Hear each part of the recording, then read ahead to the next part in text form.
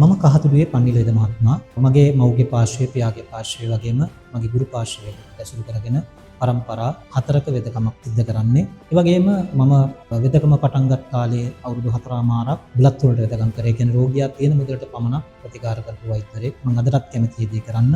නමුත් රටේ සහ ලෝකයේ පවතින ආර්ථික අර්බුදතා මත ඉහළ මිලක් වියදම් කරලා සකසන ඖෂධ වලින් අපිට මිලක් නැතුව බෙහෙත් කරන්න බැරි මට්ටමටපත් වුණා. ඒ නිසා මම තීරණය කරනවා වෙදකම මුදලට කරනවා කියලා. මුදලට කරන්න පටන් අරගෙන මම වෙදකම කරගෙන යනවා.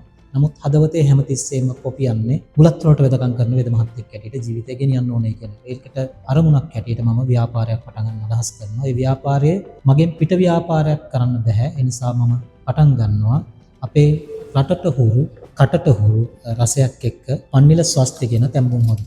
මේ පන්නිල ස්වස්ති තැඹුම් හොද්ද ඇත්තටම මගේ අරමුණ රටේ ජනතාවට විතරක් නෙමෙයි ලෝකෙටම ගුණාත්මක නිෂ්පාදනයක් හඳුන්වා දීම. රසම් වර්ග ඕන තරම් තියෙන්න පුළුවන්.